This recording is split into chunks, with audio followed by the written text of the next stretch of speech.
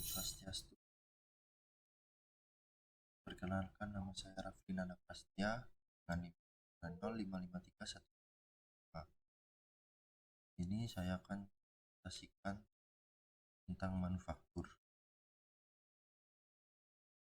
Kata manufaktur pertama kali muncul dalam bahasa Inggris pada tahun 1567 dan berasal dari bahasa Latin manufactus yang berarti dibuat dengan tangan. Kata manufaktur pertama kali muncul pada tahun 1683 dan kata produksi yang sering digunakan secara bergantian dengan kata manufaktur pertama kali muncul sekitar abad ke-15. Manufaktur berkaitan dengan pembuatan produk. Sebuah produk manufaktur itu sendiri dapat digunakan untuk membuat produk lain seperti pertama ada mesin pres besar untuk membentuk lembaran logam datar menjadi badan mobil. Kemudian ada bor untuk membuat lubang, ada mesin gergaji industri untuk membuat pakaian dengan harga tinggi, dan banyak mesin untuk menghasilkan berbagai macam barang individual, mulai dari kawat tipis untuk gitar dan motor listrik hingga poros engkol dan batang penghubung untuk mesin. Kemudian ada sejarah manufaktur. Manufaktur kembali ke periode 5000 sampai 4000 sebelum Masehi, dan demikian ini lebih tua dari sejarah yang tercatat. Yang paling awal bentuk yang ditemukan oleh bangsa Sumeria sekitar 3500 sebelum Masehi. Metode pemrosesan yang pertama kali digunakan sebagian besar melibatkan casting dan hammering karena relatif mudah dilakukan. Selama berabad-abad, proses sederhana ini secara bertahap mulai berkembang menjadi lebih dan lebih operasi yang kompleks, ada peningkatan tingkat produksi dan tingkat produk yang lebih tinggi kualitasnya. Desain produk dan rekayasa bersamaan. Desain adalah aktivitas kritis karena diperkirakan bahwa sebanyak 80% dari biaya pengembangan dan pembuatan produk ditentukan oleh keputusan yang dibuat pada tahap awal desain. Proses desain produk telah dipelajari secara ekstensif. Ini diperkenalkan secara singkat di sini. Cara interaksi yang kuat antara aktivitas manufaktur dan desain. Pendekatan inovatif sangat penting dalam desain produk yang sukses, seperti fungsi yang ditentukan dengan jelas dan pernyataan yang jelas tentang kinerja yang diharapkan dari produk, yang mungkin merupakan versi baru atau modifikasi dari produk yang dibahas. Desain proses. Secara tradisional, kegiatan desain dan manufaktur telah tersedia langkah-langkah kerjanya secara bergantian.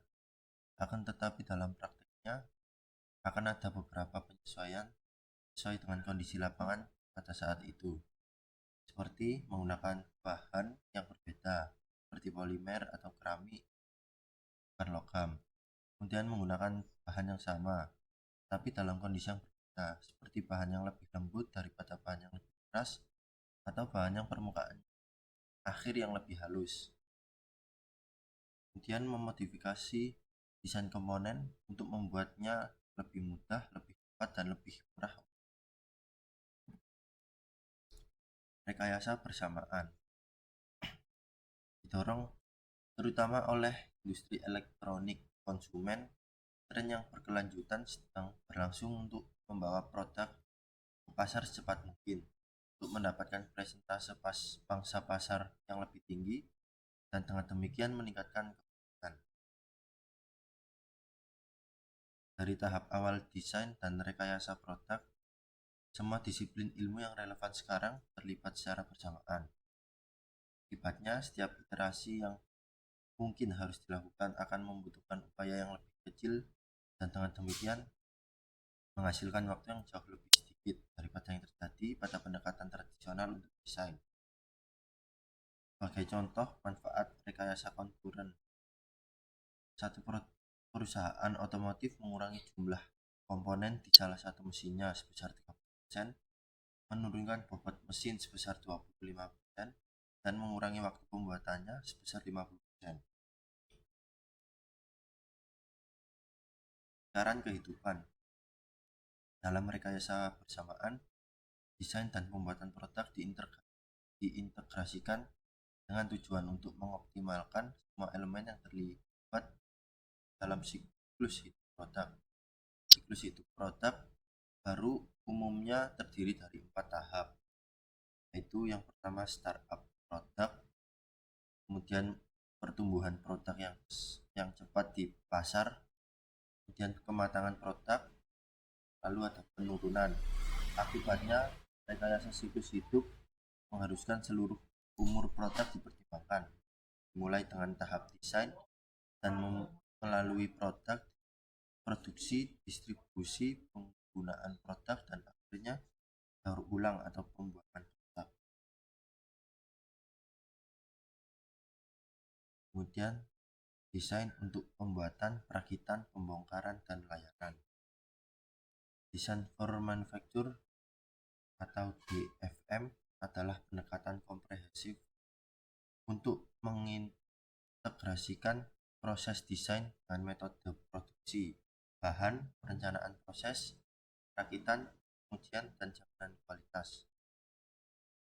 DFM membutuhkan pemahaman mendasar tentang yang pertama, karakteristik, kemampuan, dan keterbatasan bahan, proses manufaktur, mesin, peralatan, dan perkakas. Kemudian yang kedua, variabilitas dalam kinerja mesin, akurasi dimensi, dan penyelesaian perlukan pada kerja, waktu pemrosesan, dan pengaruh metode pemrosesan pada kualitas produk. Desain untuk layanan. Selain desain untuk perakitan dan pembongkaran, desain untuk layanan penting dalam desain produk. Produk seringkali harus dibongkar ke berbagai tingkat agar dapat diservis dan jika perlu memperbaikinya. Desain harus mempertimbangkan konsep bahwa untuk memudahkan akses, komponen yang paling mungkin dibutuhkan servis ditempatkan sebanyak mungkin pada lapisan luar produk.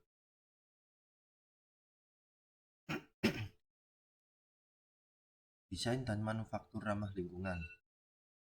Di Amerika Serikat saja 9 juta mobil penumpang, 300 juta ban, 670 juta lampu neon kompak, dan lebih dari 5 miliar kilogram produk plastik dibuang setiap tahun. Pada setiap 3 bulan, industri dan konsumen membuang aluminium yang cukup untuk membangun kembali armada udara komersial AS. Proses manufaktur tertentu dan pengoperasian mesin masing-masing dapat memiliki dampak lingkungan yang signifikan.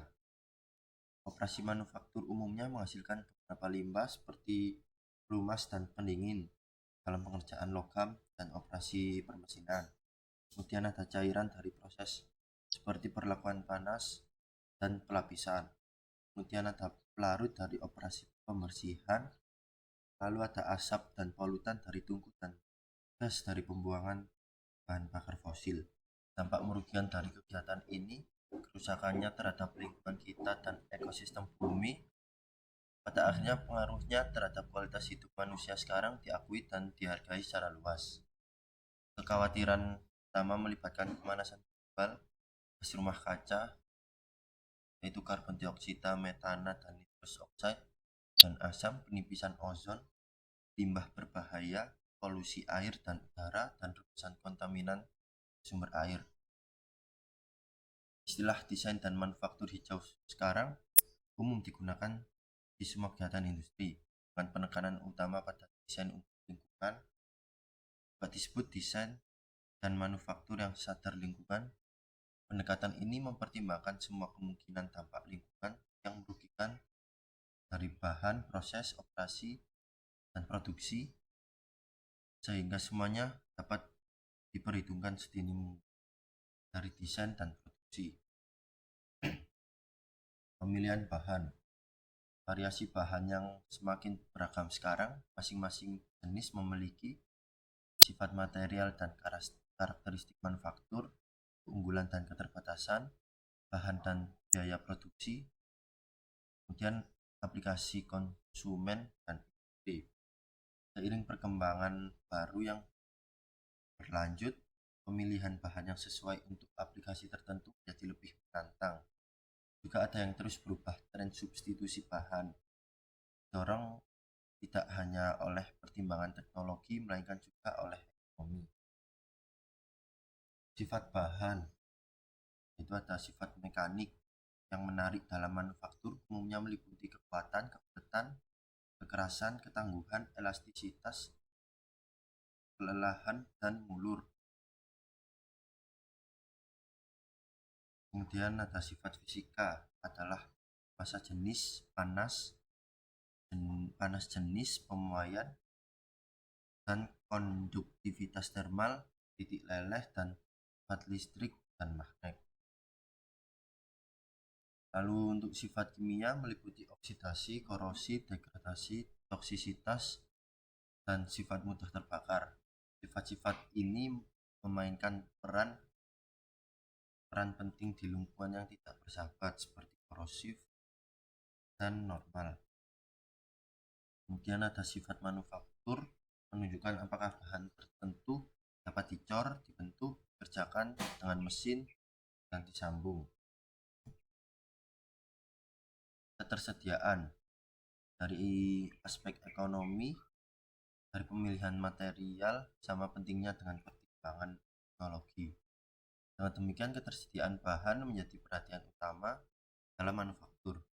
Selanjutnya, jika bahan tidak tersedia dalam jumlah, bentuk, dimensi, dan tekstur permukaan yang diinginkan, bahan pengganti atau pemrosesan tambahan dari bahan tertentu dapat diperlukan, yang semuanya dapat berkontribusi secara signifikan terhadap biaya produksi. Masa pakai produk.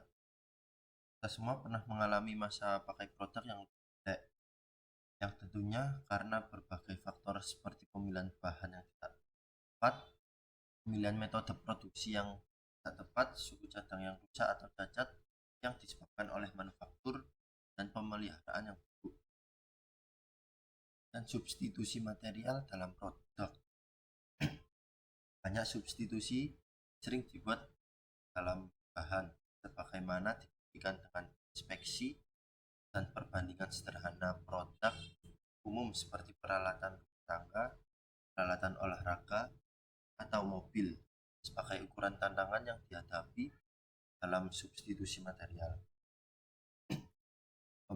Pemilihan proses manufaktur. Pertama, pengecoran atau casting.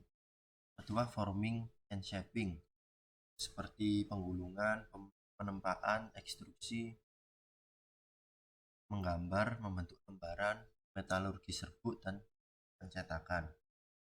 Dan yang ketiga, machining seperti pembuatan, pengeboran, penggilingan, perencanaan, pembentukan, kendaraan, menggiling, mesin ultrasonik, permesinan kimia, listrik dan elektrokimia, dan permesinan bergas energi tinggi.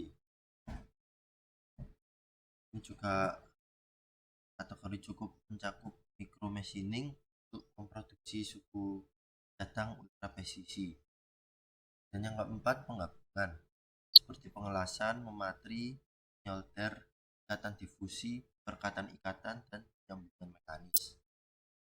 Yang kelima adalah finishing, yaitu mengasah, memoles, menghaluskan, merawat permukaan, dan pelapisan.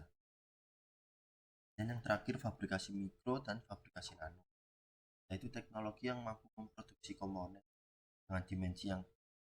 dengan dimensi pada tingkat mikro, yaitu 1/1000 meter, dan nano 10 meter, fabrikasi mikro elektromekanis.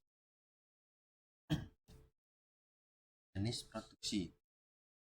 Yang pertama ada job shop, adalah jenis aliran produksi, proses produksi yang digunakan untuk produk-produk dengan jumlah produksi yang sedikit tetapi banyak model atau Kemudian yang kedua ada produksi batch kecil, yaitu kuantitasnya dari sekitar 10 hingga 100 menggunakan mesin mirip dengan yang ada di toko pekerjaan.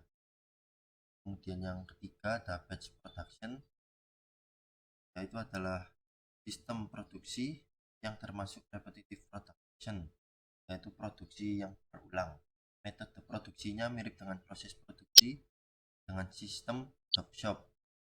Perbedaannya terletak pada jumlah dan volume yang akan diproduksinya, yaitu yang lebih banyak dan berulang-ulang. Kemudian yang terakhir ada produksi massal, juga dikenal sebagai aliran produksi atau produksi terus-menerus, yaitu sistem produksi dalam jumlah besar dari produk yang standar. Baik, sekian dari presentasi dari saya. Mohon maaf jika ada